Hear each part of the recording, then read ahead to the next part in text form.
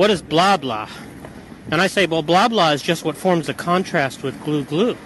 So we understand that glue glue means not blah blah, and blah blah means not glue glue. Because I've heard him like say that he's some type of like minimal realist. Moderate realist. Are you there, Jack?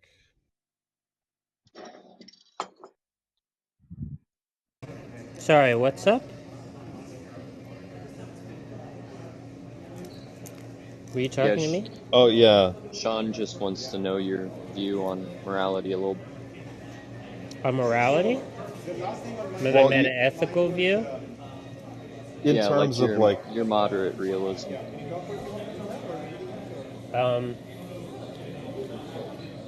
It's kind of a 5-part view. So on the one hand, I'm not committed to the idea that moral language is unified, or perhaps even determinate.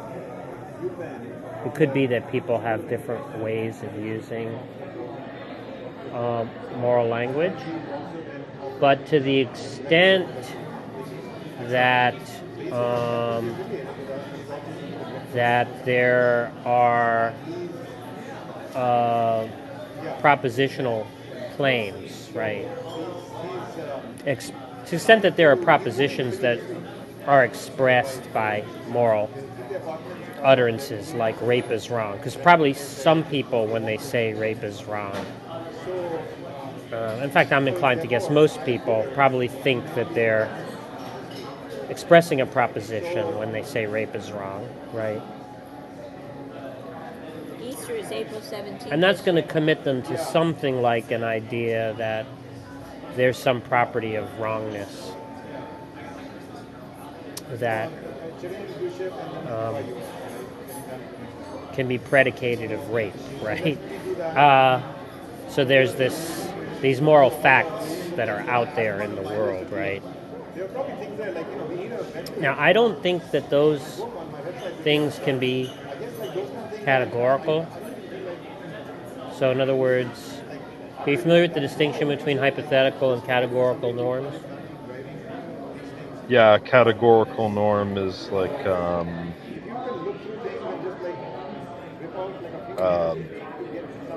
predicated by like some sort of universal requirement. Well, I think that might be right, but I think the key idea is that it's not conditionalized to any aim, right? So like a hypothetical norm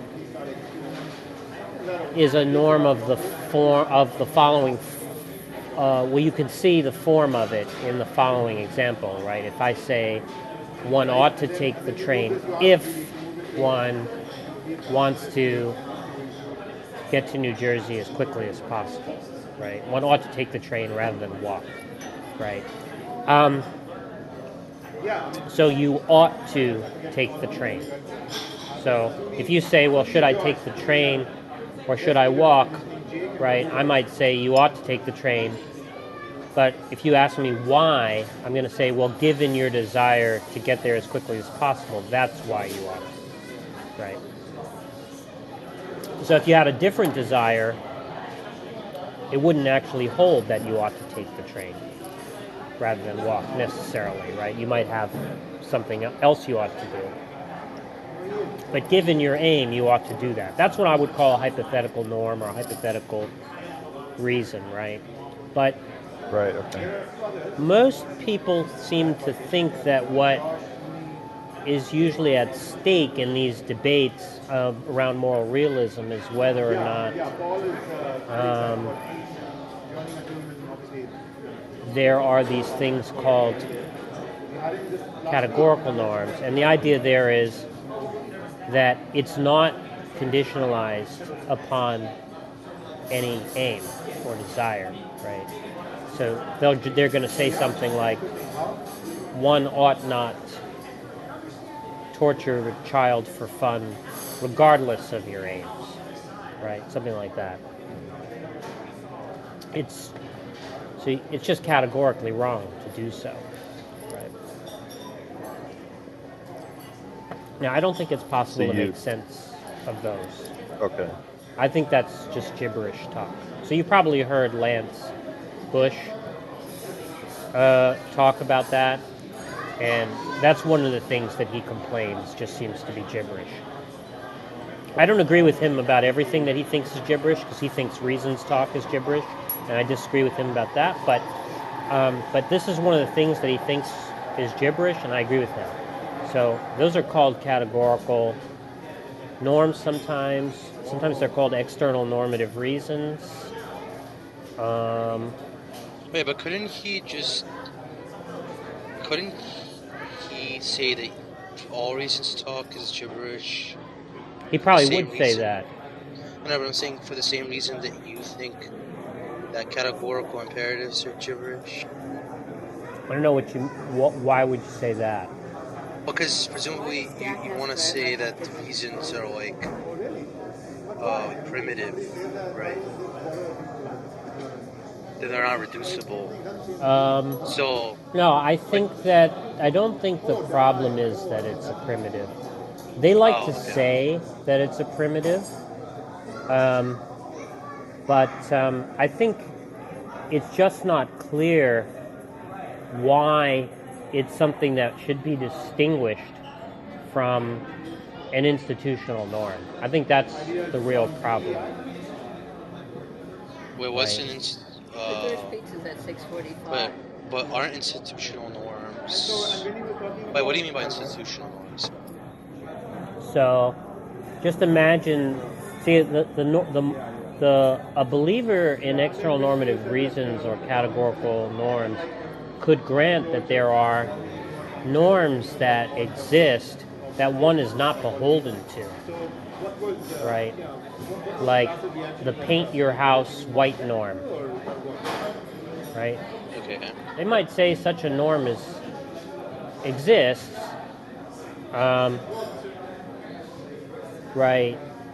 But you're not beholden to it. Now, why aren't you beholden to it? Well, there's two reasons. One, because you don't have an aim which accordance to that norm conduces to, which is to say that it's not a hypothetical norm for you, because you don't have a desire that accordance with that norm conduces to fulfilling. But of course, that's true of categorical norms too, right? You can have a norm that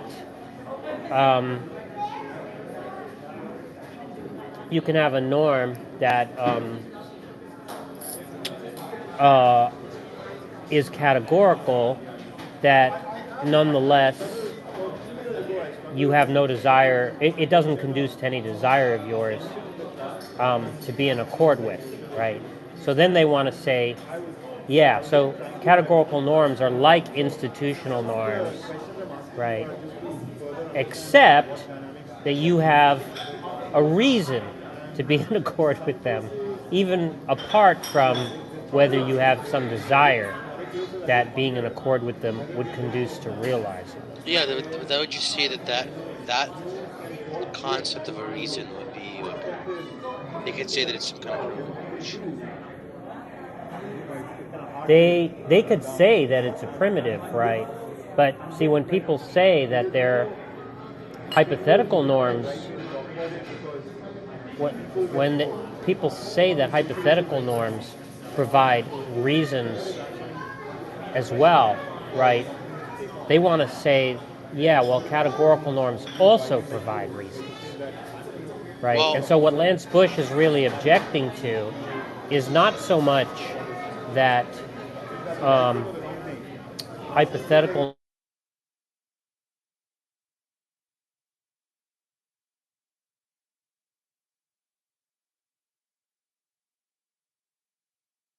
is that even if he understood what a reason was, he wouldn't understand what a categorical reason is.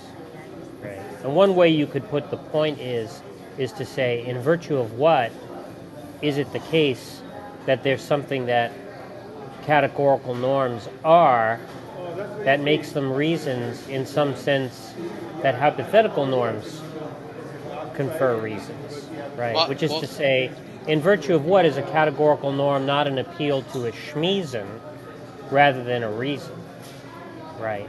well, Which is to say, which is fundamentally to say what distinguishes it from an institutional norm, right? well, what if they say that, well, desires and beliefs incur reasons on you because there's some like categorical imperative of being like rational or something like that. When your like desires don't conflict with like other categorical norms or something like that. But you're saying that there's some, that a desire,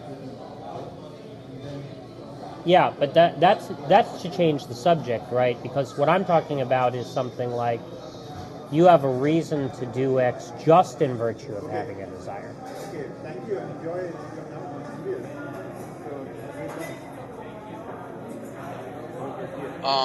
So they'd have to deny that. At which point they're just talking about something else than I'm talking about, right? Because what I want to say is, look, you have a reason to do X, even if X is categorically wrong, right? That's just what I mean by a reason, right? So if they want to use the same concept of reason that I'm using, it seems to me that they have to say, yeah, well, it's true that that confers a reason, but that reason is overridden by some competing reason, which is the categorical reason, right? And the categorical reason always overrides the hypothetical reason. It's like a trump card, right? If there's a categorical reason not to do X, and X is a hypothetical reason, no matter what the hypothetical reason is, the categorical reason will trump it, right? Now, of course, not all of them want to say that. Some of them are going to say, you don't really have a reason to torture a baby for fun, even if you desire it, right? But then they're just talking about something else that I'm talking about as far as I can see. Wait, but, I mean, on your view, like, desires incur oughts, right? Yeah. Like, that's what you mean by reason. Mm-hmm. Yeah, but,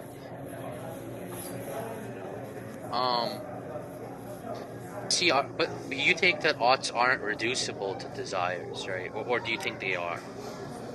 Like saying you have an ought and saying you have a desires. Well, I wouldn't say they're reducible desires because they're something that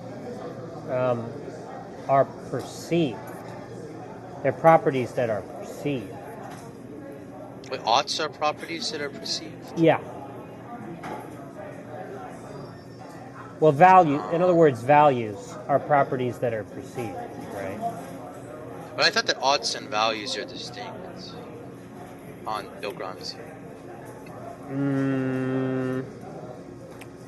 I don't know where he says that. If you show me where he says that, because he wants to say that values are facts. Because he wants to say that there's no fact-value distinction, but there is a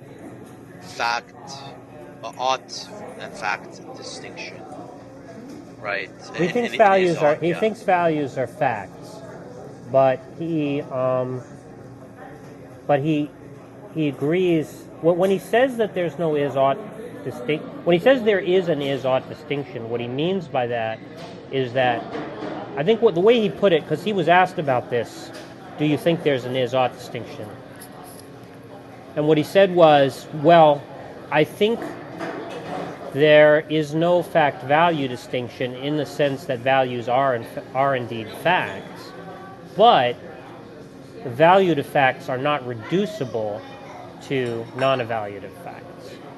I think he said something kind of like that.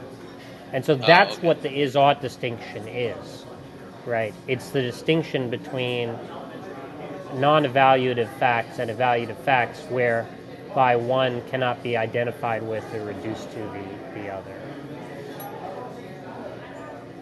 which is essentially the irreducibility of the first person point of view to the third person point of view.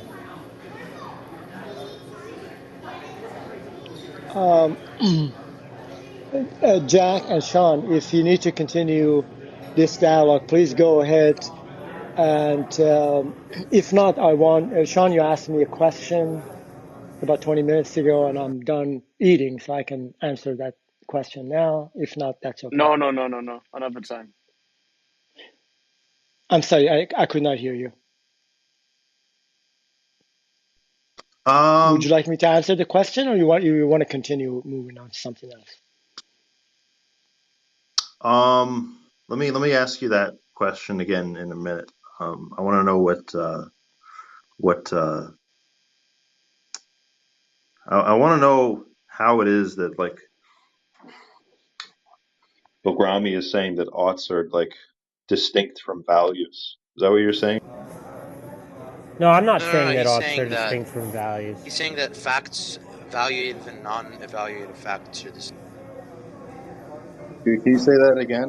What That value? evaluative facts are categorically distinct from non-evaluative facts.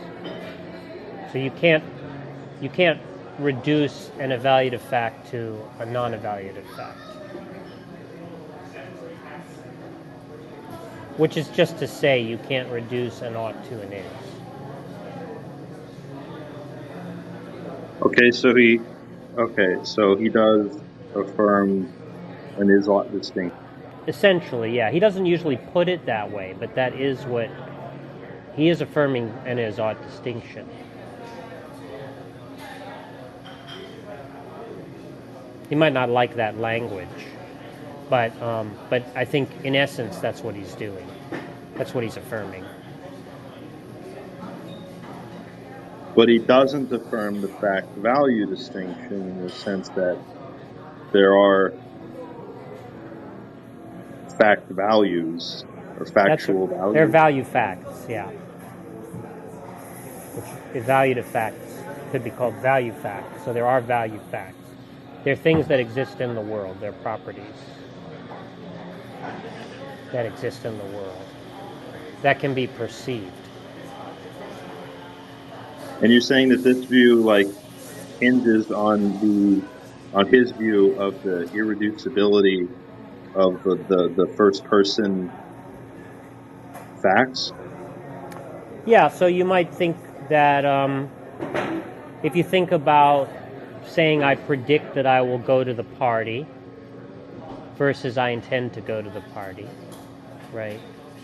When you predict to go to the party, you're going to go to a party.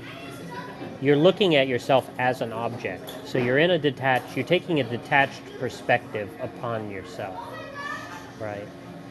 You're looking at yourself the way you would look at another individual, right? As an object and saying, well, the kind of person that this person is tends to do this, right? And so therefore it's likely that they will do this in this circumstance, right?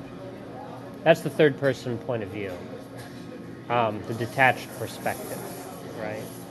But when you say I intend to go to a party, you're not viewing yourself as an object, you're viewing yourself as a subject, and what you're doing is expressing a commitment, right, which is a normative notion. Because you're basically saying, I have judged that I ought to go to the party, and have therefore decided to do so.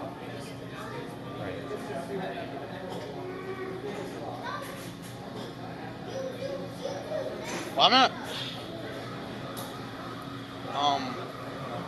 But see, I'm not sure how. Like, it seems like with when you're expressing a commitment, it just seems like you're just expressing the fact that you have a particular attitude. In this case, like some kind of like committal attitude, right, towards a particular proposition, right? Like, so for example, I'm not sure I'm saying anything that's distinct from the idea. I'm not sure that there's a distinction between saying there's a propositional attitude and saying there's a commitment. I mean, some people do want to say that propositional attitudes are not commitments. So if that's what you're saying, that there's a propositional attitude but it's not a commitment, yeah, then he's going to disagree with that, as would I, right? I think that what a propositional attitude is a commitment. Well, I'm saying here, well, maybe I shouldn't use the term committal, but like you're expressing an attitude of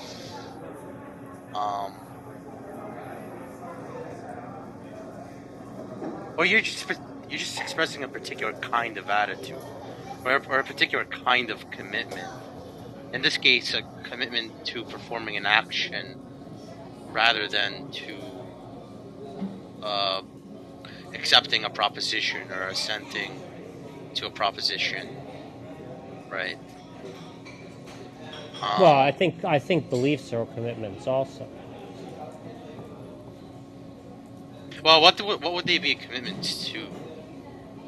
Well, when you are committed to holding something true, that's going to have implications for your behavior, right? Because you're going to think that I ought to behave in such a way as to be in accord with the belief, right?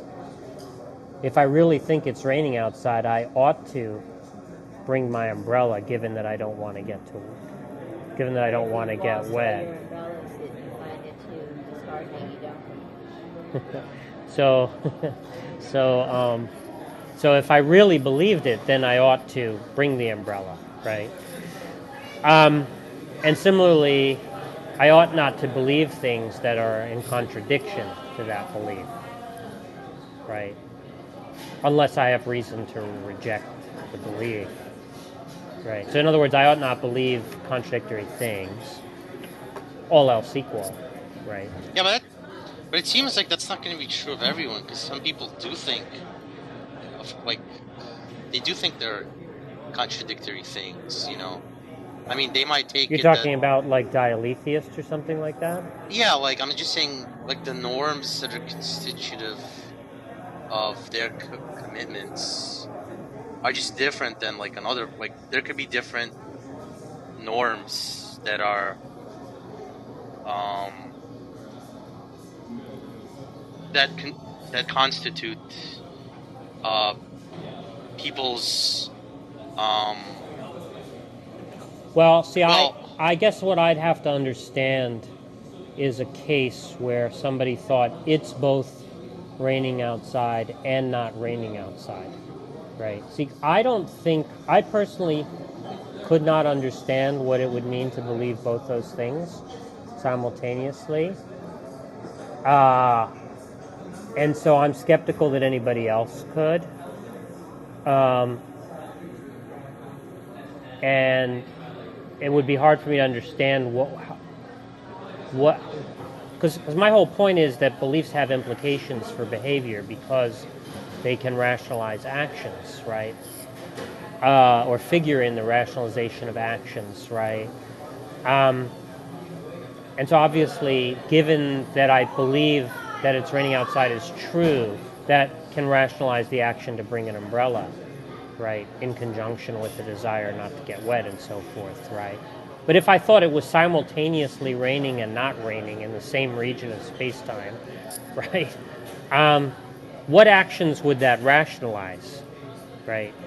It's hard for me to understand what that would even mean. So I think when people say they're dialetheists, they usually try to restrict the class of propositions. I mean, not Hegel, so let's leave Hegel out, you know, and Hegelians out of it. But people like Graham Priest, it seems like what they say is something like, well, the liar sentence is a true contradiction, right? Yeah. So believing that it's both true and false, well, it's not really clear to me what actions that rationalizes other than that you have to say that it's both true and false, you know, when asked, you know. like I'm just not sure that it figures into practical reasoning in any kind of serious way, you know. But the question is, if you ask Graham Priest, well, what would it mean to think that the class of propositions that could be both true and false included propositions like it's raining outside, right? My guess is he wouldn't be able to give you an intelligible answer to that question. And I think that just means that there must be some confusion about what's really being said when they say propositions are simultaneously true and false. I could have Yeah, I an mean, example for a proposition which is simultaneously true and false. And this is if you say, this car is standing on the side of the street. It's just standing still. Then it's true that it's standing still there, but it's also true that it's moving with a quite high speed through the universe. And it's also true that Yeah, but that's just going to be relativized. You're just going to be saying that relative to one frame of reference or something, it's stationary this makes a relative thing to for another the frame of reference. So as long as you're not assuming some absolute perspective, that's not they're not really going to be contradictory. yeah, I kind of agree that it seems like in those cases you could just say, well, what motion is just is like an object being at a particular point, being at particular points, different points at different times, in a way that you can like draw some kind of continuous path between them, right? So it standing still and it moving would, like, those things would be compatible, right? Because the point is that you're only taking into account one point in time, whereas motion is across like a range, right? If it was standing still throughout that range and not moving, then that would be sort of like a different story.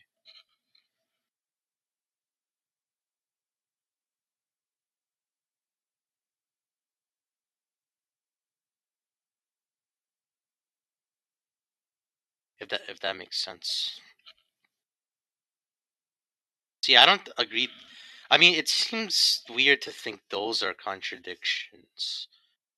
But yeah, I agree with you that I think that atheists want to restrict the scope of their claim.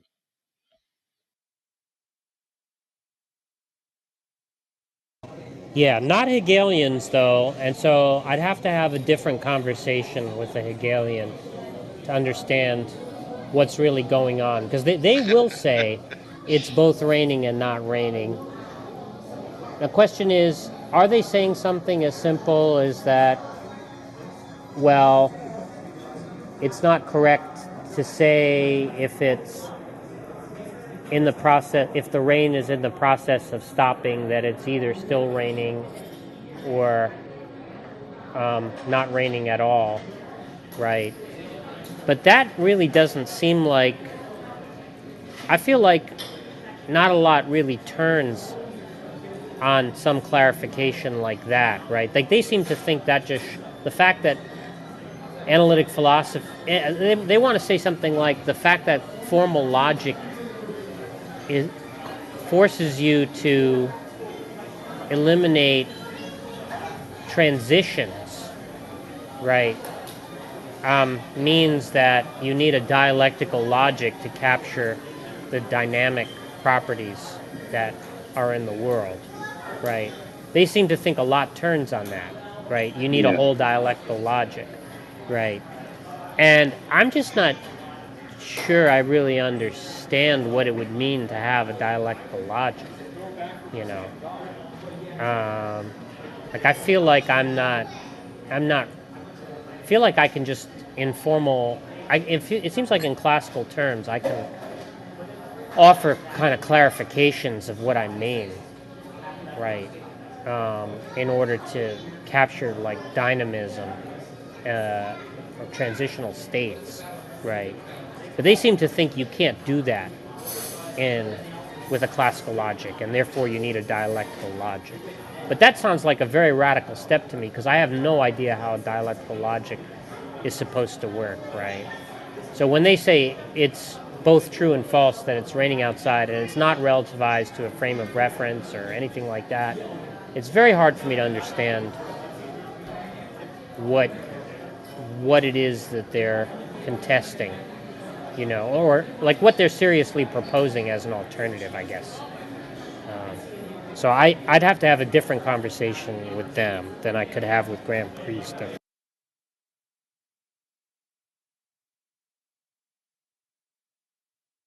Because I think even Graham Priest, my guess is even Graham Priest would say, well, I don't really understand I don't think I could really understand what it would mean for it to be both raining outside and not raining outside.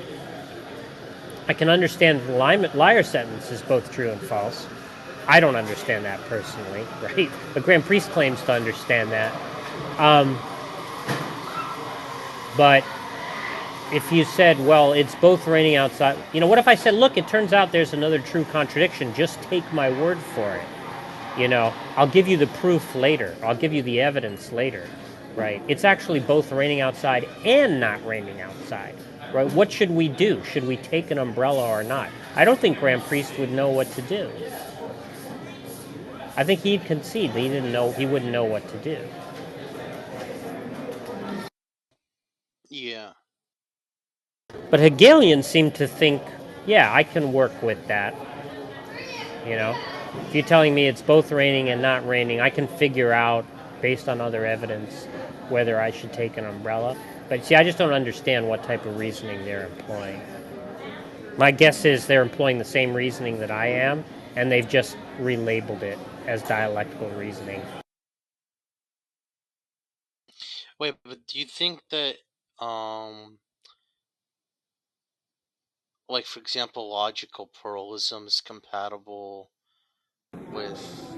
I mean, because the idea is seemingly there are cases where, even, like, let's just put the law of non-contradiction aside. It seems like there are going to be cases where, for example, the law of excluded middle is going to be the sort of challenge, and where classical notions of identity, like absolute identity, are going to be in question, right? So seemingly, like, I think that, like, classical logic is going to be perhaps, like, limited in its ability to analyze certain cases. Yeah, well, I don't necessarily disagree with you about that, but I'm not sure a lot turns on that Okay. Yeah. about understanding commitments or something.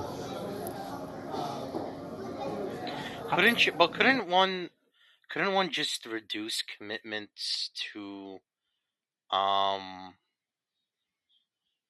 just the dispositions of the kind I've described before, where they're Yeah, not well, like...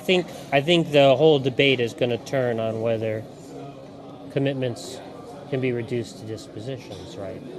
Yeah, because I could just say that, well, they're not dispositions in, like, the Bill Gramy, like, in the sense that, like, Humeans want to think of, like, regularities in nature, right? These, like, constant like generalizations that hold true in every instant, right? Like, somebody could think of dispositions in a different sense, in, like, in a single instance of a cause, right? Rather than in terms of You're saying there laws. can be cases of singular causation that are not intentional. Is that the idea?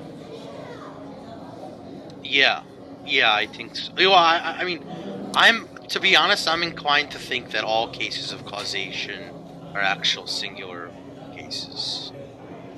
I think I actually think that if you, under a phenomenalist view, if you don't think singular cases of causation are possible, it's gonna lead to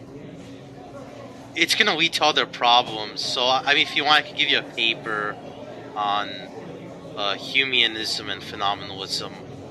It seems like that kind of view would just commit you to saying that, Maybe we just um, waiter left. it would just commit you to saying something He like, left.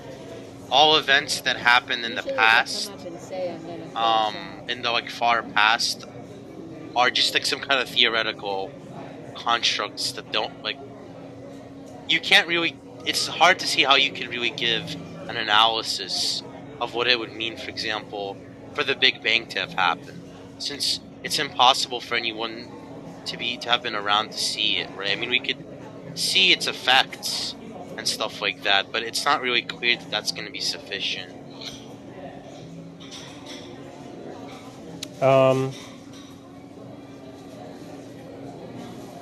I would look at that page. Basically, the idea is that let's just take the Humean. I mean, take.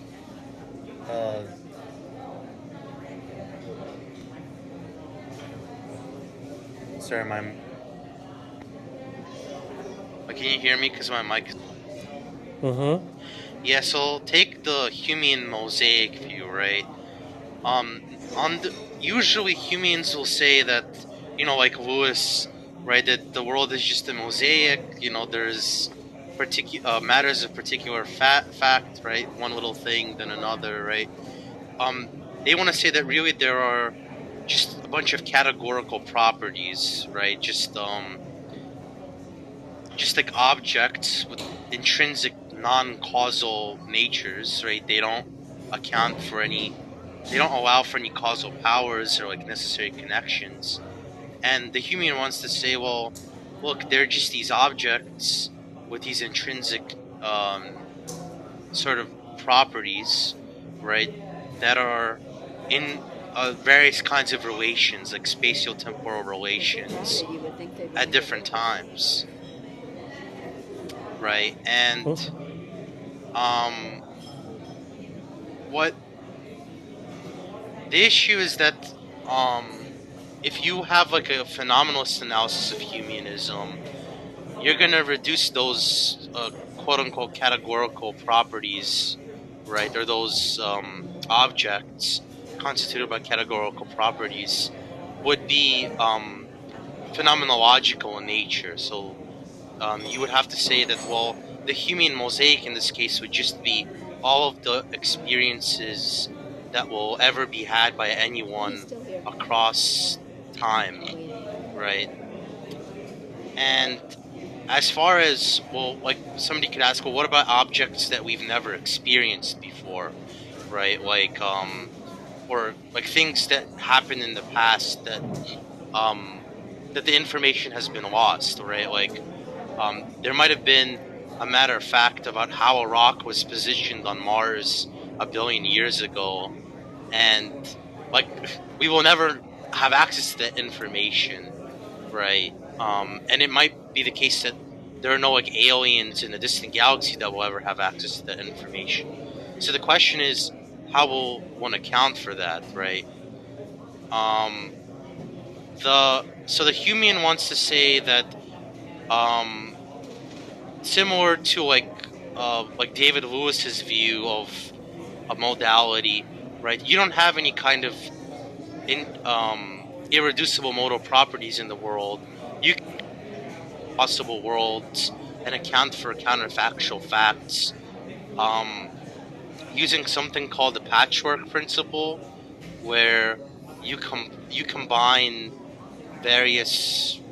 I mean, in this case, it would be phenomenological facts, right?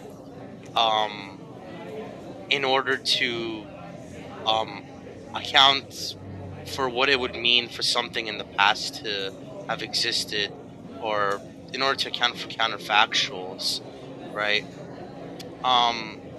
However, it's not really clear how you can do that when the Patchwork Principle relies on things like space and time, right? It relies on there being categorical properties external to the mind, right? And so when you try to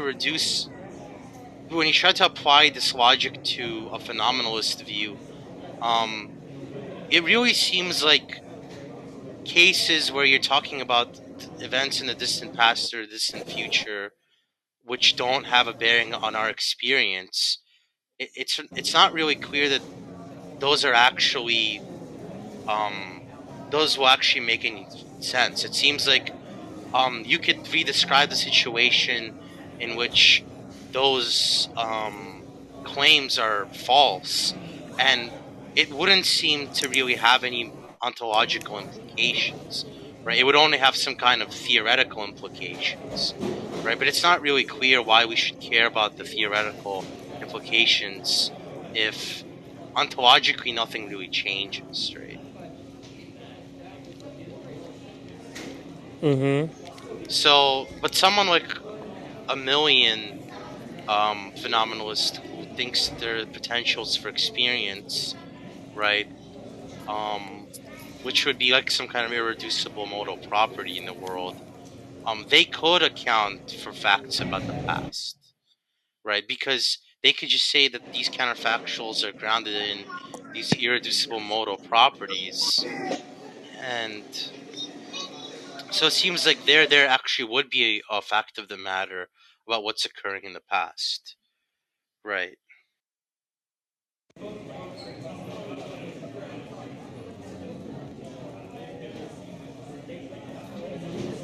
I'll just send you the paper so you can take.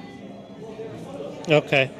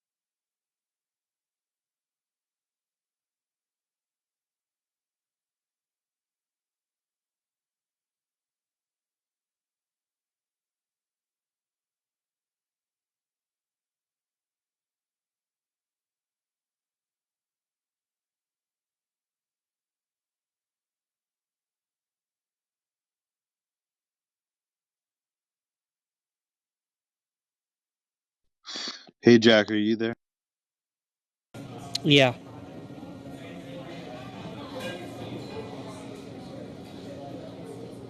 Um, so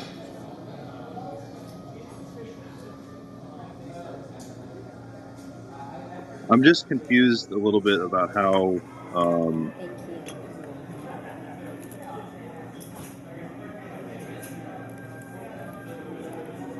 there can be like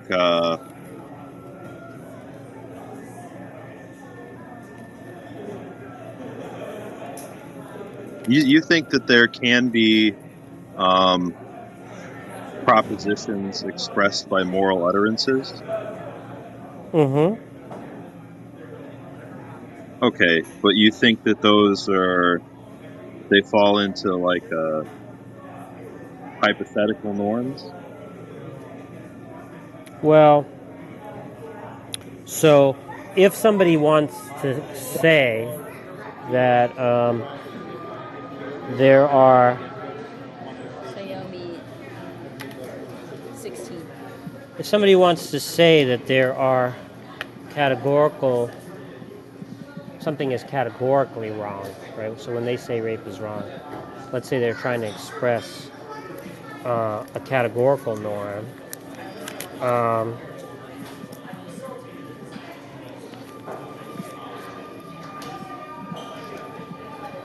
that's gross. How much more? That year. I gotta look it up.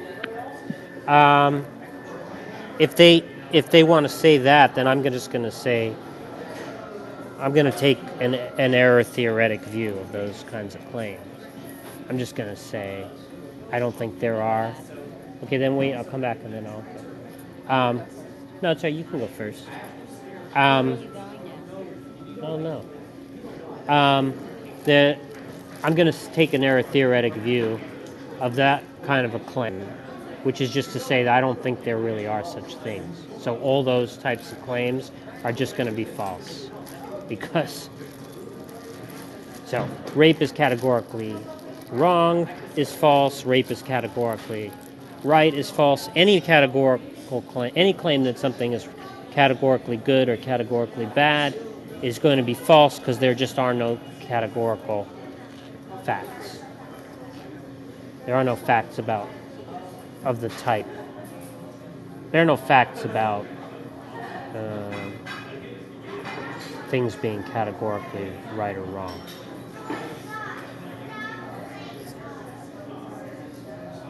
But that doesn't have to be the type of proposition that they're expressing, right? Because it could be that they have a view like mine. So if I say rape is wrong, what that's going to mean is something like that by my lights, it's not valuable, right? One ought not, by my lights, it ought not. So, given what I believe, one ought not be in accord with it, right? But somebody else could have different values, and it just wouldn't hold for them that rape was wrong. And what do you think? I don't think there's any problem with. I don't think there's any problem with utterances of that kind. Barrier to entry will have to be more in the underlying model for how to assess someone's response and quantify. And what do you think? What do you think informs your belief about like value proposition? That framework What determines it, you said? Yeah, or informs it, or whatever. Yeah, so I just think those values are acquired by perception. So you see something and you perceive its wrongness. And in virtue of perceiving its wrongness, you acquire the belief that it's wrong and the desire to resist it or stop it or prevent it or alleviate it, something like that. Or not to participate or whatever. Yeah, you desire to be in accord with the opposite norm, right? Yeah, I don't quite get that. Like, you see, so you see something occurring and you perceive the wrongness. Yeah, that's right. But phenomenologically, I think what that is like is just to suddenly acquire the belief this oughtn't be happening, right? That ought not be, right? Like that, I take it that phenomenology is very familiar to most people, right? Can you wait here? Right, except in the edge cases. Well, there might be edge cases where it's sort of weird what is really going on here. But I'm just saying most people, I think, probably could understand. Because a lot of people want to say, well, perception of value, that's really weird. That sounds really weird. What are you even talking about? Right? But I think what's not usually weird to people is to just say, look, you see something happening, you just find yourself with this belief that this should not be happening, right? I ought to stop this, right? And that's really not that different from just looking out and seeing a tree, right? And finding yourself with the belief that there's a tree out there, right? You just look out a window and you acquire a belief that it's raining outside, right? Well, if I look out a window and see somebody beating up a child, right, I just suddenly have this belief somebody ought to do something about that, right?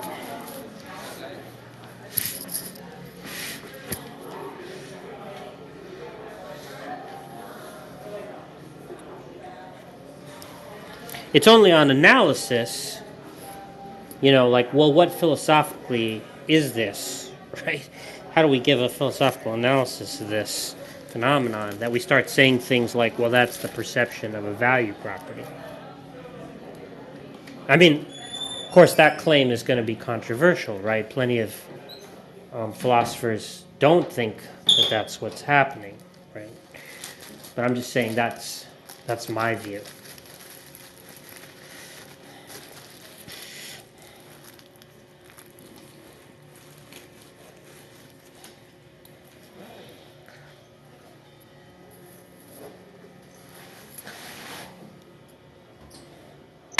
Right. So, in what sense is that like a type of realism? Because aren't you Well, saying that like I think the way it's a type of realism, affirming that there are internally to minds.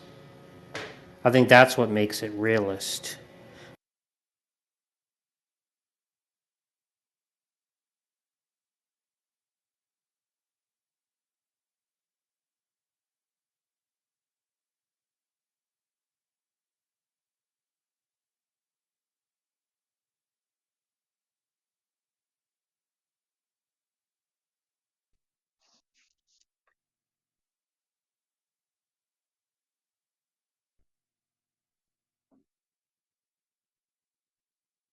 So what would be going on if a psychopath looked out the window and saw like, a kid getting beat up, and they didn't like form a certain belief about something ought to be done about that? Yeah, so I'm not What would be affirming going that on? there are correct or incorrect perceptions. So there can be differential perception of the same phenomenon. So my view is a relativist one. okay, so you're saying that like relativism can be compatible with realism. That's correct. That's why I would call it modest or moderate realism,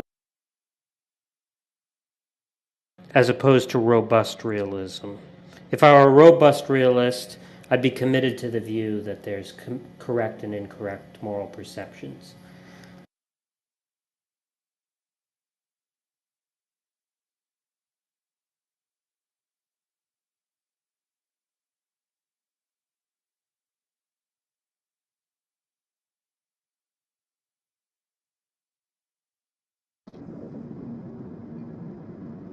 I'm still not sure just what these properties are that are like being perceived. Doesn't seem that like the property of like rightness and wrongness is just sort of being like rationalized, like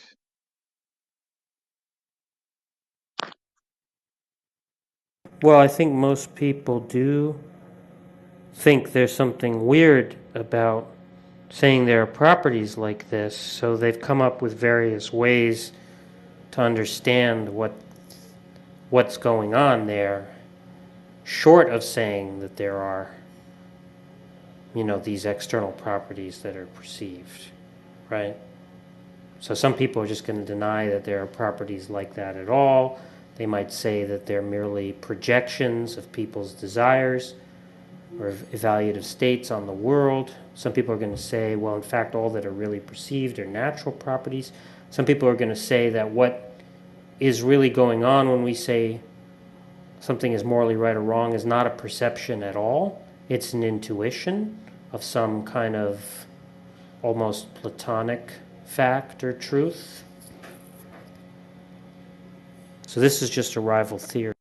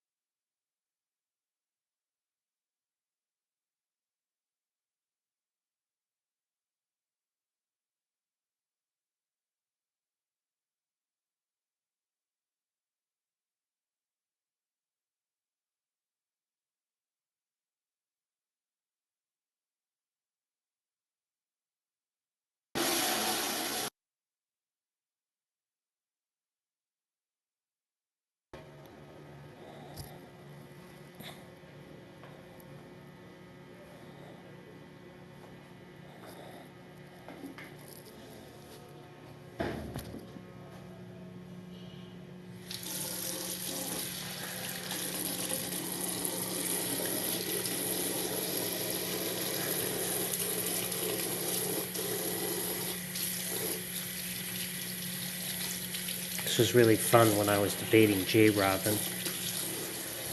To like brush my teeth while I was talking to him. Oh, that was great. we gotta do a review of that one. Yeah, I want to review it so bad. And also, Jack takes a little sip. You hear him go.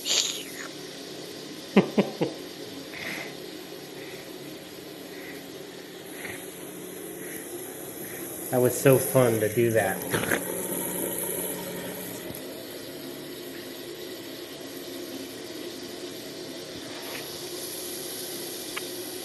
He hasn't ventured out of his own rooms, though, right? Since he's come back?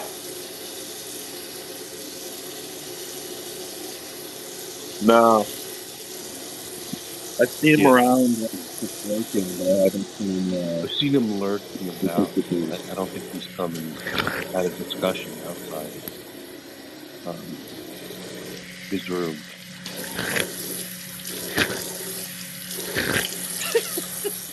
As I'd love to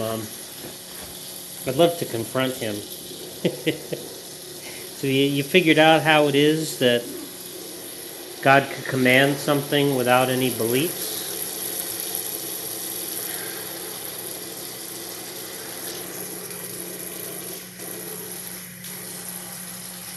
Last time we talked about that, it didn't seem like you had a clue. You kept contradicting yourself. Oh, you weren't contradicting yourself?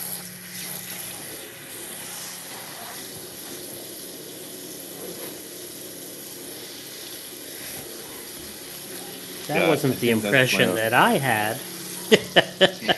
Yeah, that's my all-time favorite. I think Your all-time favorite? it's maybe like top 3. What are the other? What else would be in the top 3? Man, that's a good question. I have to think about that. Say it again? That's a great question. I have to actually think about that. Oh. There's so many. Wait, I gotta put on my coat. You don't have to wait for each other. Why not?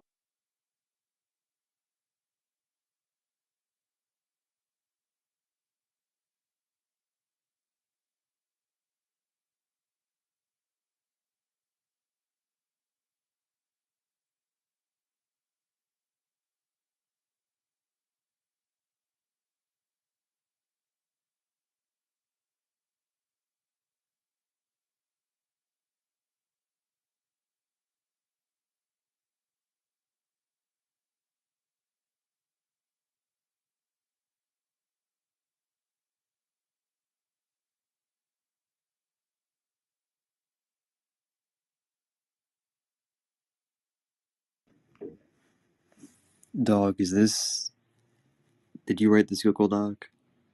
What? Did you write the Google Doc? Yeah. I can tell. What's that supposed to mean? So many paragraphs. Oh, yeah. Oh my god. I'm like scrolling on it on my phone and it just keeps going. There's a second part. Wait, didn't you show this to me at one point, or was that a different argument? Yeah, well, I vaguely remember that. I replied to objections. I've revised my replies, so they've gotten better over time. So that's at least good. Okay, because the last time that you showed me, I was like asleep. So, and I'm about to be asleep again, so if I fall asleep on here, just mute me. Interesting. What a coincidence. That every Well, time... listen, the first time it was like 5 a.m. or something, and the second time I'm going to bed at like 5 or 4 p.m. every day, and it's already 6 p.m. Okay. Interesting. Well, hey, maybe it's fate. I'll just never read any of your arguments.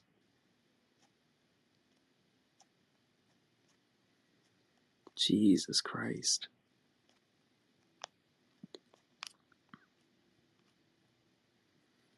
One of these days.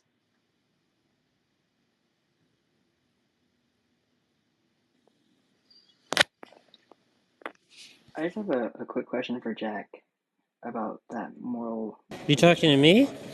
Yeah. My well, not really a question, more so a clarification. I'm still kind of confused how what you're suggesting is a moral realism, and like what you mean by that distinction between like a moderate moral realism versus like a harder one. Well, I'm saying something like if there were correct and incorrect perceptions, that would be tantamount to there being categorical norms. I'm saying that if there were correct and incorrect moral perceptions, that's tantamount to there being categorical norms, or what are called external normative reasons by some theorists. But see, if you don't think they're correct and incorrect perception, but merely differential perception, right, that's just going to be a kind of relativism, right? So, but the point is that normally relativism and realism are taken to be antithetical, right? But of course, we want to distinguish two things, right? Are there value properties external to minds or not? And are they categorical, or are they categorical, or are they merely relative, right? So I'm a realist about there being value properties external to mind. That's going to something that almost all people who are called moral anti-realists are going to deny that, right? But most moral realists would not accept the type of realism that I'm affirming as sufficient for the type of moral realism that they want to affirm, because what they're really interested in is there being some kind of categorical normativity. And I'm just denying that. But I wouldn't call myself an anti-realist. I mean, I'm an anti-realist about categorical norms, but I'm not an anti-realist about value properties existing external to mind.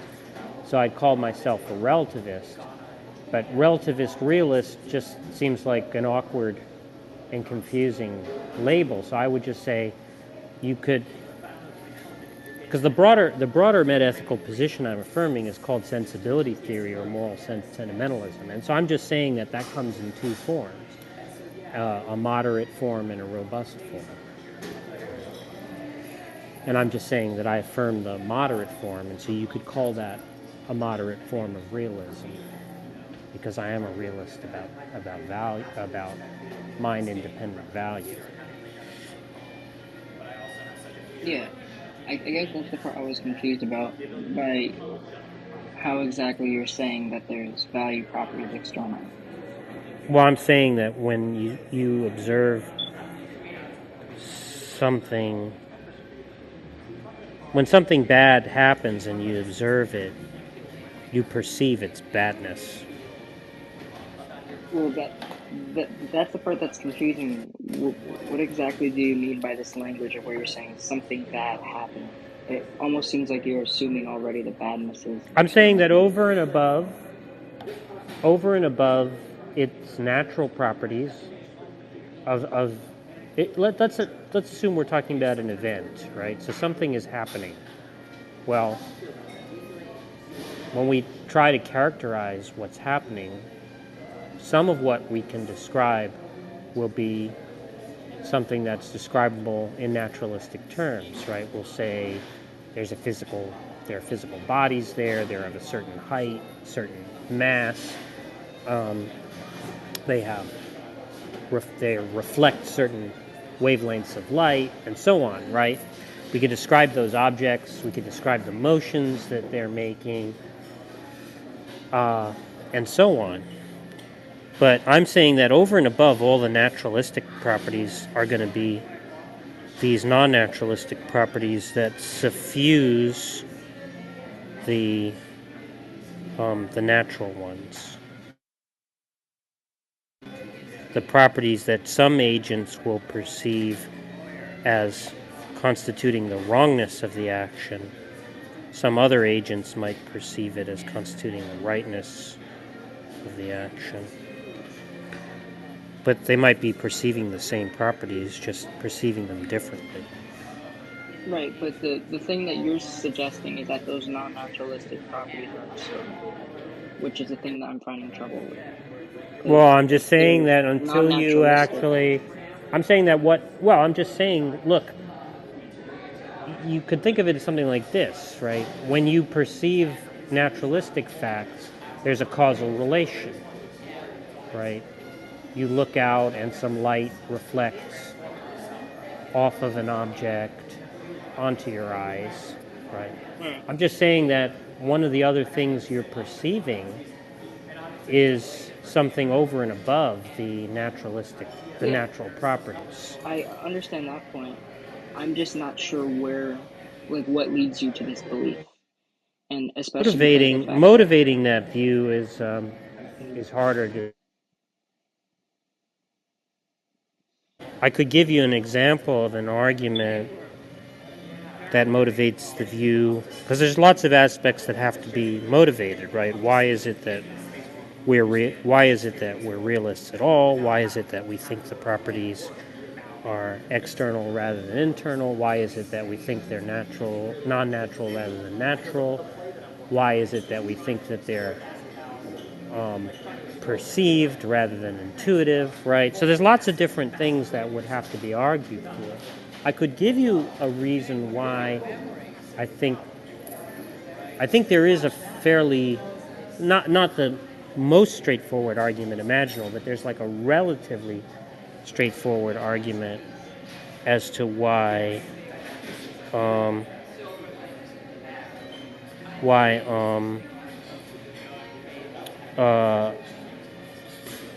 I think we need to posit that there are values external to minds. So, in other words, you might think, the way you could characterize the argument is as an argument against projectivism. Are you familiar with what projectivism is? I haven't heard of that one yet. Projectivism is just a view that that value is something that agents project onto the world. So it's not in the world, it's sort of like in our minds, and we just sort of Wait, but what would project it onto things. What would be the difference between, like, on it? Isn't it the case that on dual aspect theory, like those two scenarios are just identical? Like saying that there are values in the world and saying that humans have like feel values or something. I mean, it's basically going to be the same thing, right? There isn't really like a principal distinction that can be made. Well, I'm saying no, because I'm saying I understand the dual aspect view as a refutation of idealism. Well, So I'm saying wait. that as insofar as I am rejecting idealism, I'm saying that extends to not just physical objects, but to evaluative properties. But I don't really understand the difference between dual aspect and idealism. I just take it. Do you think dual aspect theory is consistent with solipsism?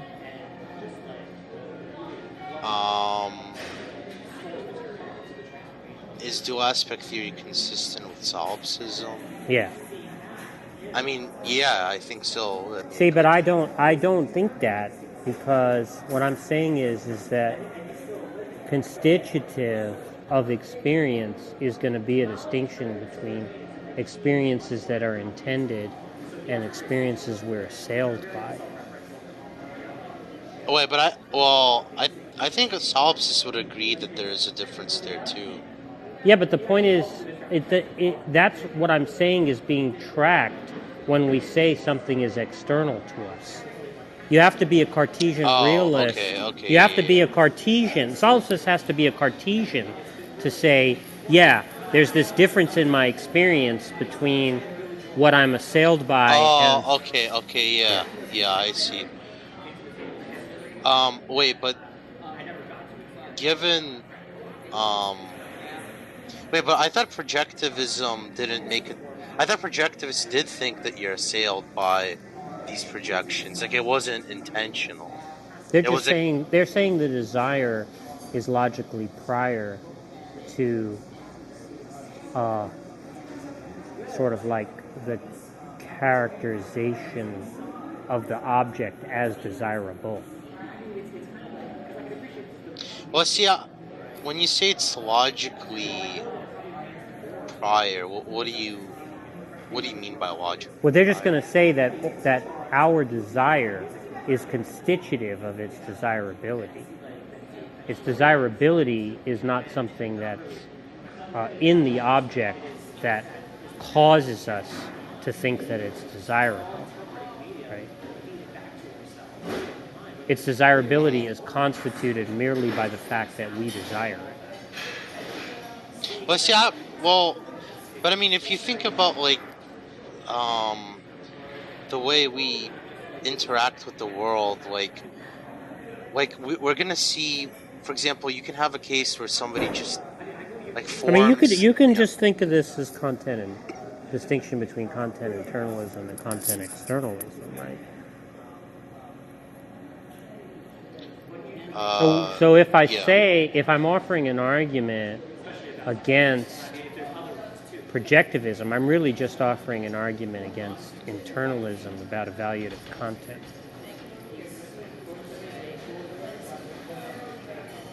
I see. But I guess I'm just confused as to how this isn't a form of projectivism. Like, I don't see where you actually distinguish yourself from such. Yeah, so the idea, so that I can give you the argument, right? So, see, this is all going to turn on the distinction between the first person and third person points of view, right?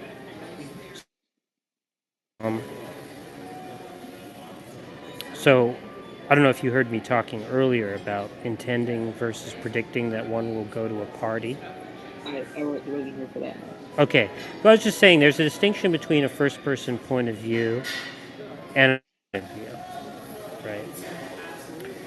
right? That we can take upon, let's say, ourselves, right? And that's the distinction. That distinction is being tracked in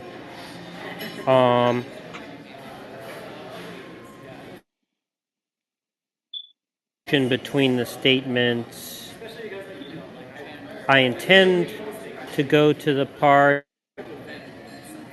versus I predict that I will go to, right?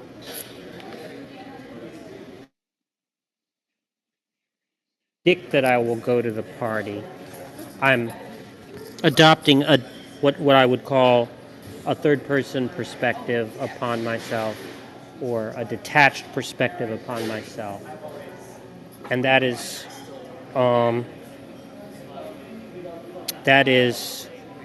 the same perspective I could adopt on another person, right? Because I can look at myself as an object the way I would look at as another person as an object, right? It's a perspective in which I can say, well, this person seems to be the type of person who tends to do this, and therefore it's probable that if placed in this circumstance, they will do X, Y.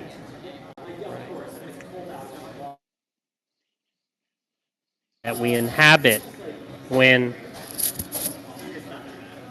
we say, I intend to go to the party. Because what's being expressed there is not a prediction, but in fact a commitment. So it's going to be something like, I judged that I ought to be at the party, and therefore plan to go. Right? I have the commitment to going.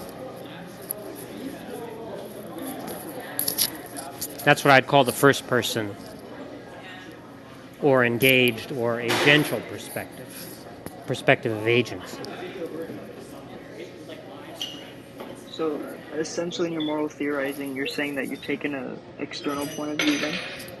I'm saying that just as we can take a first and third person perspective upon ourselves, we can take a first person and third person perspective upon the world. Right, but I just say the only issue with that, though, is that that doesn't actually indicate where value properties reside. Oh, well, I haven't finished with the argument. Okay. So given that we can take a first person and third person perspective of the world, I think that what projectivism is, right, what projectivism would commit us to or entail is that we saw our relation to value in the world as from the standpoint of the third person perspective.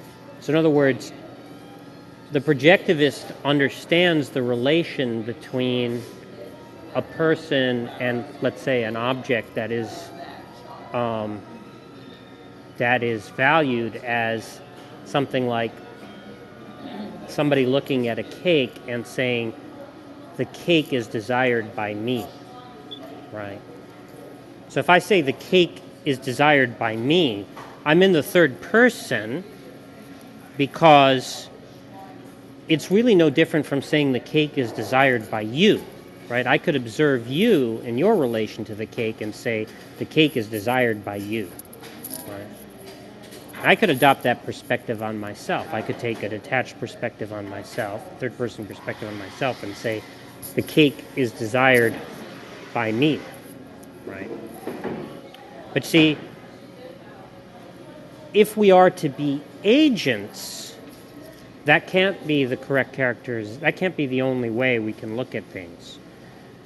Because it wouldn't actually prompt me to act, to merely observe that the cake is desired by me, any more than it would prompt me to act to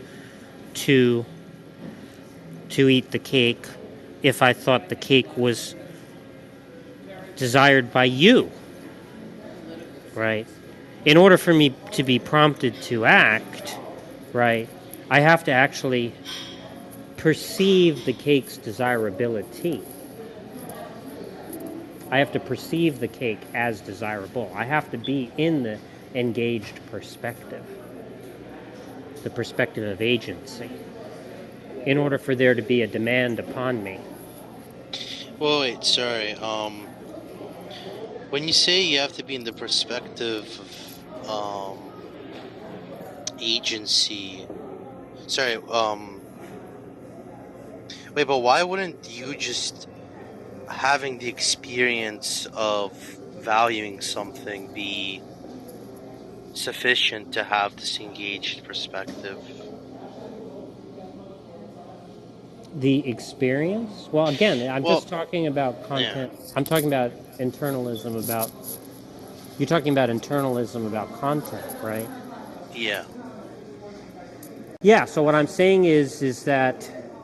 So are you understanding... It just depends on how you're understanding experience, right? Because I am saying the experience is constitutive in the sense of it being a perception, right?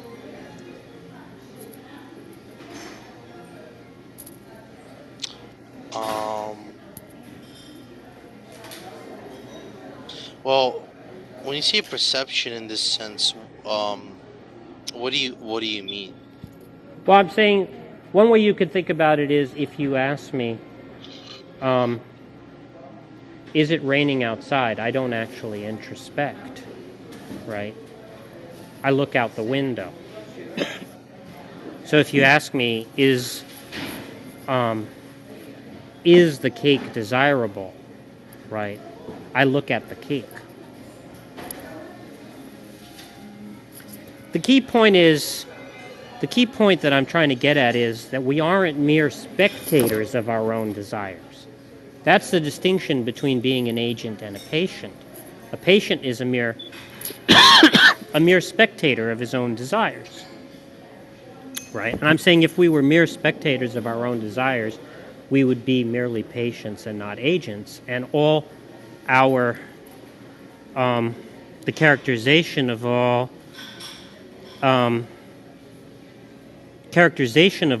relation to things in the world with respect to normativity would all be of the form, it is desired by me, which wouldn't prompt our agency. That would be a naturalistic fallacy, right? For me to be prompted, for me to think that I ought to eat the cake, right, it just doesn't follow from the fact that the cake is desired by me that I ought to eat it, right? That's a naturalistic fallacy. That's deriving an ought from an is. So it must be that that it's not from a naturalistic perspective that I arrive at that judgment, right? It's through perceiving the evaluative facts that I arrive at that judgment, that I ought to eat the cake, that the cake is desirable.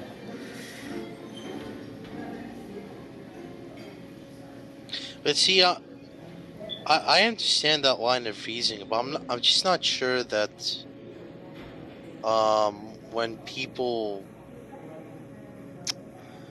desire to pursue something, right, or when they're in this engaged mode, it doesn't again, seem... you can have desires, you can have courses of action be arrived at through reflection rather than perception. But my point is, it's just going to be parasitic on prior evaluative perceptions, in the same way that you can have concepts that are derived from prior concepts.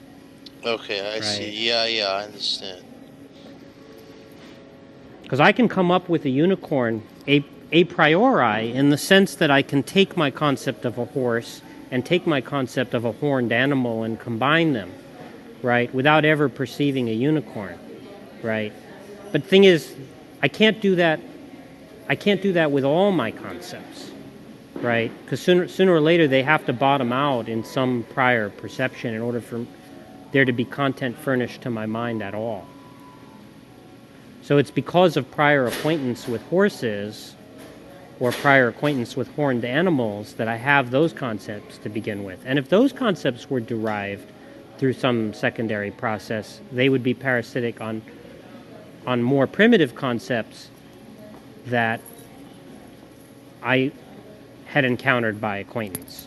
You know, like maybe I had never encountered a horse, but I had encountered mammals, you know, and I had encountered hoofed mammals, and I don't know, whatever. Maybe there's some way you could get me to understand what a horse is without acquaintance with one through prior concepts that I have, right? But then we would keep going back, right? But sooner or later we'd have to have initial perceptions in order to have the content at all. And I'm saying the same thing is going on with value. Yeah, I get that. I understand that part. Yeah. So yeah, you can arrive at evaluations through reflection, because you could say, well, given that I desire this, and given that I desire that, I ought to do X, without any perception that X is desirable, right? But the point is, where did those prior evaluative beliefs come from, right?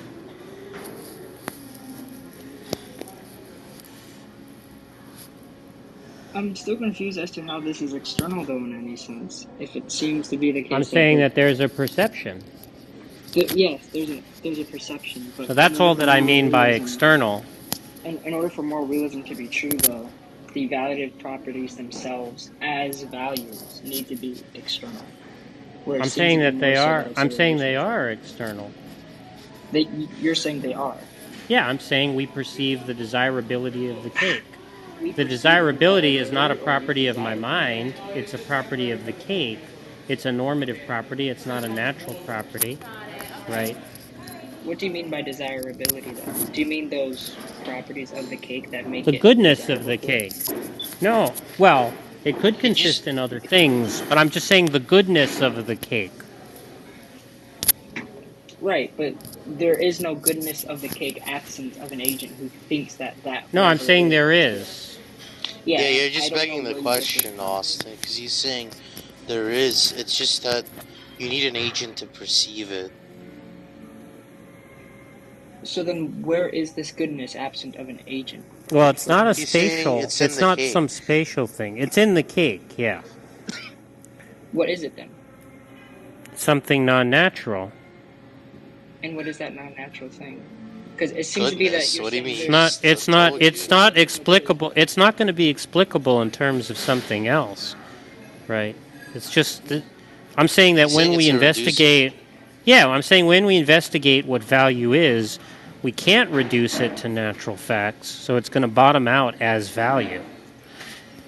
So it's intrinsic, is almost what you're saying. Yeah, it's intrinsic.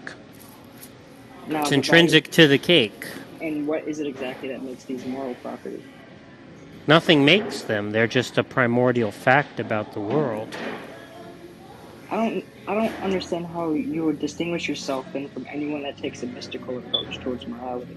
What do you mean by a mystical approach? Absent of any kind of evidence. It seems that you're just saying there's no... I'm saying there's an a priori argument for this, right? The argument is that given that we're agents, right, there have to be these types of properties for us to be constituted as agents. So that's an argument as to why these properties have to exist, right? Why can't they be projected? I just told you why, because if we were, we wouldn't be agents. You explained what an implication would be, but I'm still not understanding. I'm saying that if we were mere spectators of our own desires, we would be patients and not agents, right? And so for us, necessitate being spectators of our own desires. Because what a projectivist is saying, right, is that the value is not in the cake, it's something in our minds, right? In which case, when we look at the cake, we're just saying the cake is desired by me. I'm not sure how that means it's a spectator if it's in his mind. Because the idea is that The idea is that it's no different from the way that I would say the cake is desired by you. I'm still not understanding how it would make him a spectator. You're showing like a linguistic difference, but I'm not I'm sure saying that that how that would difference be. is tracking something like the distinction between saying I predict that I will go to the party and I intend to go to the party. Okay. And if it's in the mind, you're saying that it would be more so saying that I predict that I will go to the party.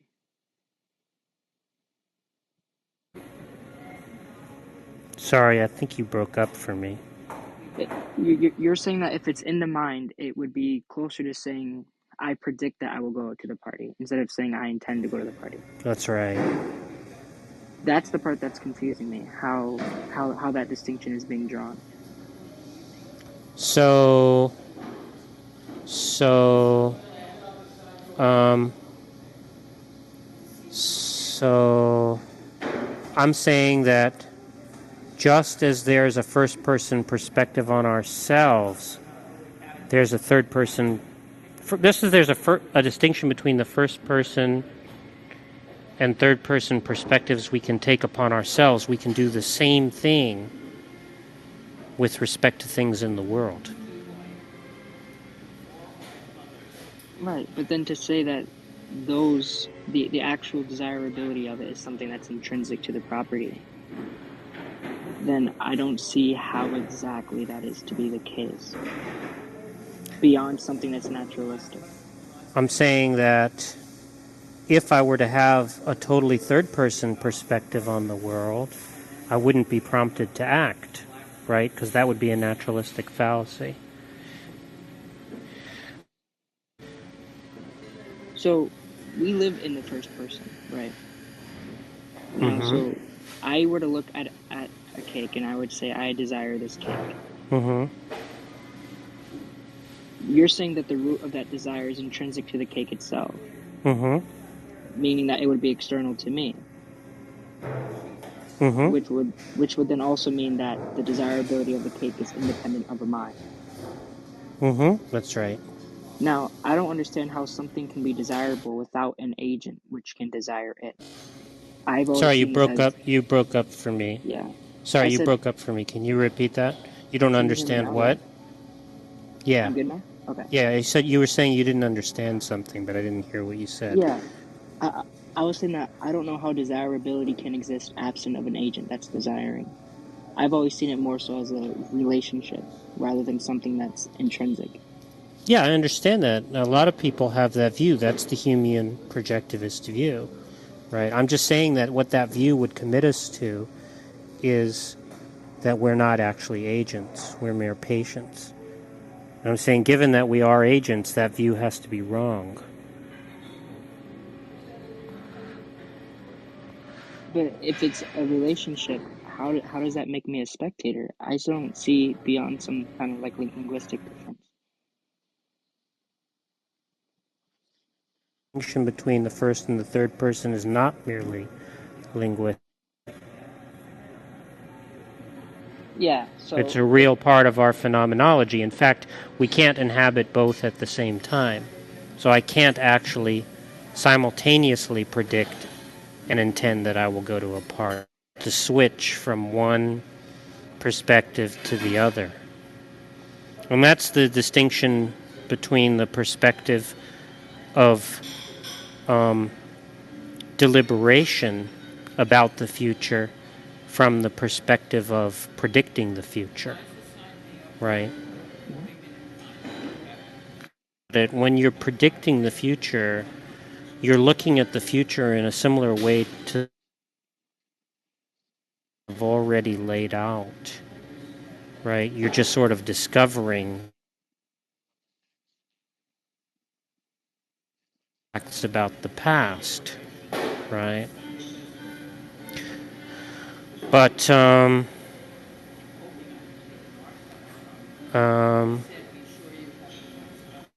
deliberating about the future, you see the future as open, not closed.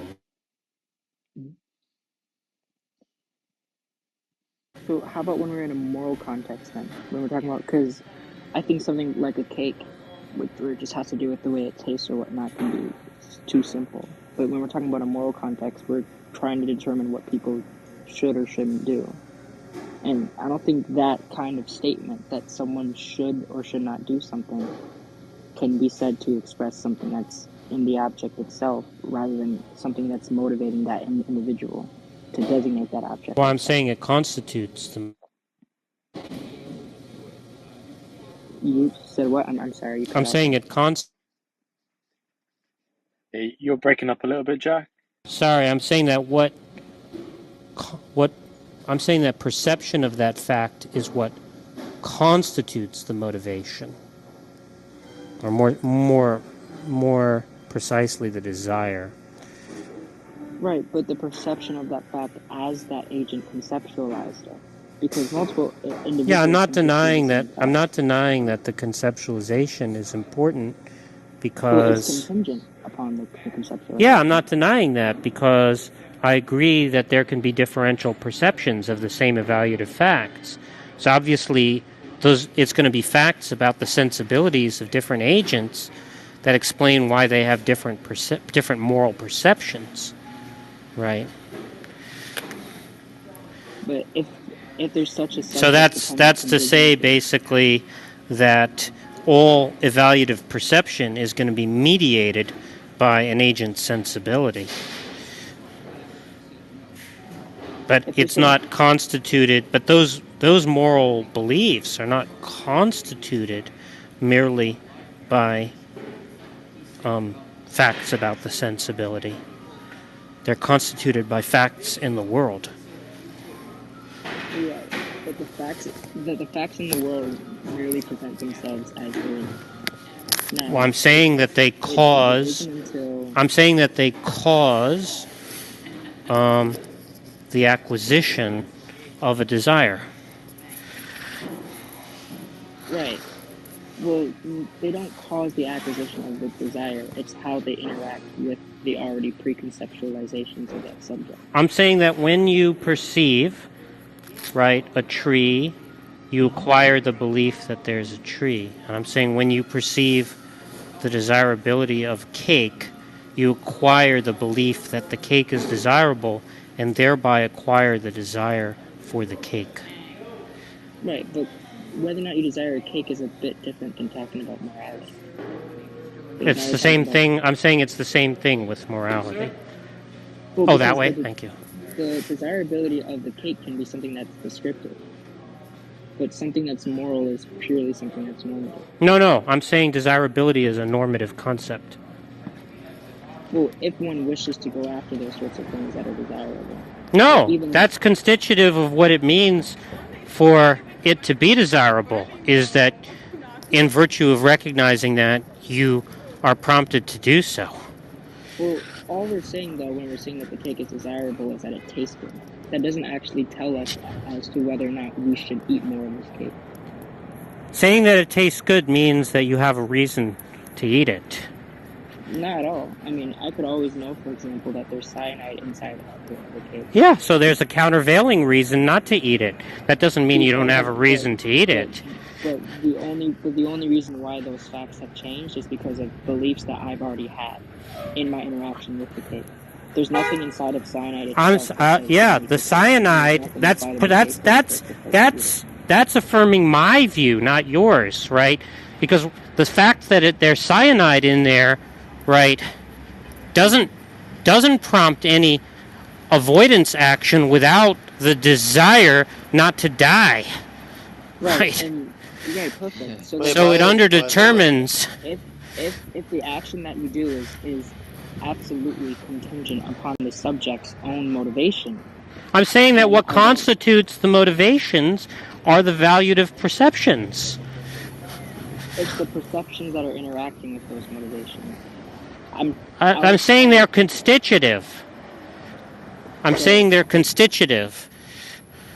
Right, but there is no actual normative claim without it being contingent upon the subject's own motivations, absent of the actual facts of the given circumstances. I'm saying the cake is desirable, right? And that's a fact that you can perceive, And when you perceive it... The cake tastes good. That's the only thing that I can perceive. Yeah, what I'm saying is that goodness is a normative property. Well, right? It's not goodness. It's not taste good in the sense where I'm saying I ought to do something. It's only good in a purely descriptive sense. No, by good is not a descriptive category. Well, in the sense that I'm using it, right? Only That's not the sense that we're talking about. We're talking about the normative properties. Right, but I think that the issue that you're doing here is that you're conflating a goodness in a descriptive sense. There's no such thing as goodness in a descriptive sense. Well, if I wasn't interrupted, I'd be able to explain what I'm trying to reference. Now, I said that by goodness, I'm only using the term good for lack of a better term. But when we do eat a cake... Just tell me what it means for something to be good non-normatively. When we do eat a cake, and that's why I've been trying to use the cake for example, when we do eat a cake, it has a specific interaction with our taste buds, for example, that cause us to have certain neural reactions. That's taste. It's simply your brain going, oh, this stuff feels good. Now, yeah, I'm not talking about the brain. Now, yeah, which I know is the case. So, but that's where I see issue with this, because if we're saying... I'm still trying to understand what it means to say that something is good in a non-normative sense. And I'm still trying to explain, but you keep interrupting. Well, just tell me what it means to say that something is good in a non-normative sense. Because we're not going to be able to move forward until I understand what that means. We're not going to move forward if you just let me explain it then. Now, so what I said about good in the descriptive sense is that it doesn't actually tell us whether or not an individual... That's not telling me what it means. I'm asking you what it means. Oh my goodness. Am I going to be allowed to actually explain? I want you to answer my question. I'm trying to... What does it mean? What does it mean? If you say X is good, and that's not normative, what are you predicating of that thing? That simply, well, if it's the cake, then, for example, if I'm saying the cake is good, all I'm saying is that it had a reaction with my taste buds that caused my brain to have a positive reaction to it. What does that mean to say positive? Positive reaction in the sense that it released certain kinds of endorphins into your body. That's all. Yeah, but that's not what I'm talking about. I'm not talking about physical properties. Yes, exactly, which is my issue. I'm saying that if we're not talking about physical properties, then we're talking about those normative properties. And if the normative properties are not in the physical properties themselves, then that means that they're entirely contingent upon the subject. And if they're entirely contingent that doesn't follow. Then we can't say that the moral... No, look, I'm not saying that they're contingent upon the subject. I'm saying they're in the object. And how are there non-physical properties in the case? And how exactly are we... I'm saying that all objects are not merely physical. And what's this based on? I gave you the argument. Well, where's the evidence? I hear the argument. I'm saying, given that we're agents, right, it's constitutive of our agency that there are such properties. That's the argument. Given that we're agents, it's constitutive of our agency that there are such properties. Yeah. So I've given you the argument. So there's no actual inductive evidence behind that. No, it's not an evidential claim, right? It's an a priori argument. It's an a priori argument. Yeah. Right. So you actually have no proof of this beyond the fact that... What do you mean I have no proof? I gave you an a priori argument. Well, beyond the fact that it fits your logical syllogism, you're saying that there is no proof of this. I'm not making an empirical claim. Jack, you know, if you give a syllogism and the conclusion follows and the premises are sound, it doesn't actually prove anything because there's no evidence. Yes, that is the case. If you make I'm not making a scientific claim. Look, you just don't understand what's going on here. I'm not making a scientific claim. I'm not making an empirical claim. I'm not making an a posteriori claim, right? So it's not the kind of claim that there could be inductive evidence for. Because it's not the kind of thing, because the whole point of saying that these properties are non-natural, right, is to say that they're not investigatable by the methods of the natural sciences, right? So if I want to argue that they exist, right, the way I'm going to do that is through a priori means. Right, but moral realism takes a cognitivist view. Right? So what? So I'm just not sure where the cognition is besides you're just making a logical syllogism. If Where the your cognition premises, is, the reason if your why there's premises, cognition there is because I'm saying that there are propositions, which is to say that are expressed by moral utterances, right? Which is to say that those propositions can be true or false. right, but if there's no evidence backing those premises, then what actually distinguishes them from just saying something that's entirely meaningless? That's just to take some kind of positivist view of meaning, which I don't take. So then Wait, where you does should meaning actually come from? wait, Jack. You should read to him from that white paper that I sent you from Tufts, because White actually gives a pretty good argument, in my opinion, a better argument than Belgrami for why values need to be perceived. I Oh, thought really? his Yeah, I thought his art. Well, I'm more convinced by his argument than Oh, I that's am. great. That's great because I know Bill Grommy really likes White. They were close friends. I think they had gone to school together.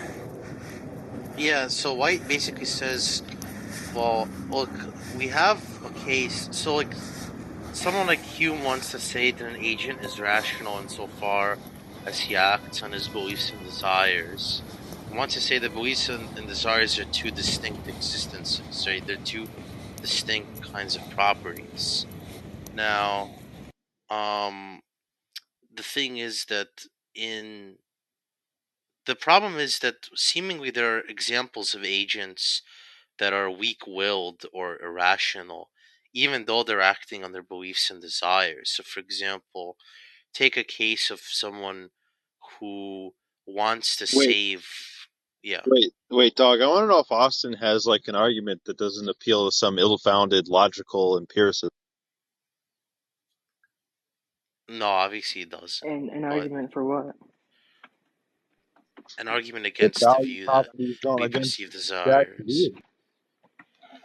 Well, I can always talk about my views afterwards, but I'm still trying to sort of understand what Jack's views are because I still don't see how How could you exactly. not understand it? Like, what do you mean?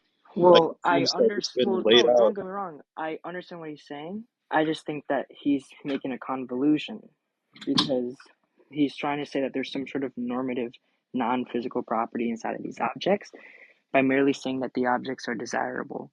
But that only seems to be making a linguistic sort of acrobatic movement rather than actually being able to pinpoint where exactly this normative non-physical property is. What do you mean by where it is? Well, because he's saying that it's intrinsic into the things themselves. But intrinsic how? Intrinsic in what sense? How do we know whether or not we have these actual external normative things? And why is it that they interact with different subjects differently? Isn't the fact that they would interact with different people Well, differently mean that there has some sort of subjective contingency? And he's saying that there is a subjective contingency, which is a thing that makes me even more concerned, how it's not something that's merely relational, but that the normativity of it requires the subject. I mean, it's agent relative, but I mean, it's in the external world as much as your perception of like pieces of cake are going to be like dependent not on like some a priori means, but you interacting with the world, seeing a slice of cake and having prior acquaintance with it, or some, uh, inference, or well, not inference, but um, being able to sort of piece together perhaps what a piece of cake may taste like based off some other, prior experiences, but it's gonna bottom out in like experience with the world. Yeah, but all of those things are physical characteristics, right? Like whether or not the cake released endorphins or whether or not the cake is going to taste like another But one we're that I not like talking or about anything like that. endorphins. Right, and I think, and that's why I said I think he's falling into this kind of convolution because just because he's saying the cake tasted good, if you say I desire the cake, all you're saying descriptively is that the cake had this interaction with my taste buds that released these endorphins. I'm saying that mental states. I'm saying that mental states are not reducible to facts about brain states like endorphins being released, right?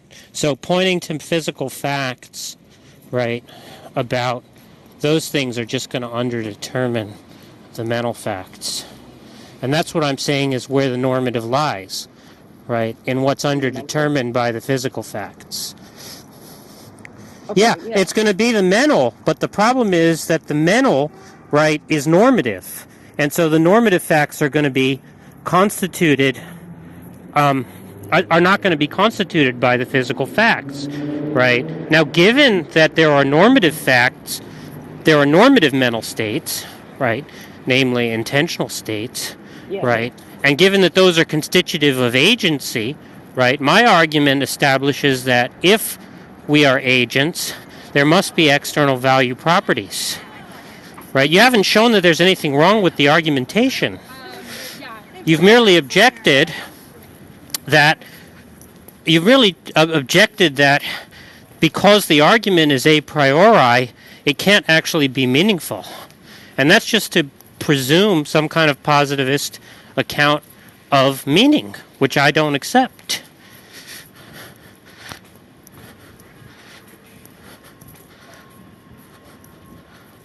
Yeah, okay. Now, you've made an argument. I know that's the case. I understand you have your syllogisms or whatnot. But I just don't understand, besides doing your linguistic acrobatics, how you Yeah, see, you keep saying it's linguistic acrobatics, right? It's not the case that to say that there's a distinction between I intend and I predict is to say something merely linguistic, right? That just doesn't follow.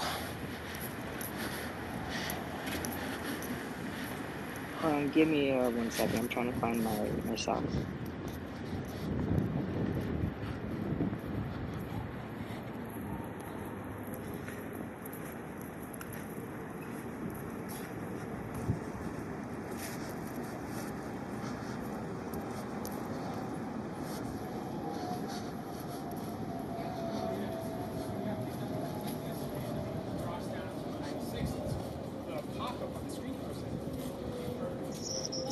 What did you say, Austin? He said he has to find something. Oh. I'm Did he say his socks? Dressed. Yeah, I'm trying to look for my other sock. I'm getting dressed while I'm talking, so I just want to find my sock quick, and I'll be back. It's too bad Billy is not here. The existing trope is the zombie apocalypse. Wait, Jack, why do you say it's too bad Billy is not? I think he'd like the idea that there's a boy getting dressed. Yeah.